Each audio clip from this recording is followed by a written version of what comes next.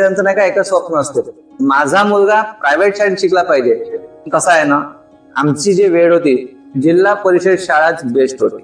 शाळा 10 वाजताची असायची, पण आम्ही 9 वाजताच वरांड्यात जाऊन बसायचो. मग सर यायचे, कुलूप उघडायचे.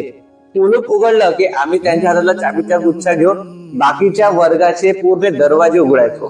मग वर्ग साफ करायचो, नंतर त्यावर चटई टाकून मस्त बसायचो. पण आताच्या मुलांना जर विचारलं ना पाठीने लेखन म्हणजे काय, तर त्यांना ते पण नाही कळणार की पाठीने लेखन म्हणजे काय.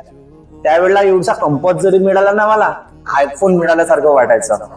अगोदरल्या दिवशी समजा शाळेत उशिरा गेलो तर मास्तर ओल्या काडीनं मारायचे, पण आताच्या मुलांना जर मारलं ना तर आतंक फैलायचा आहे.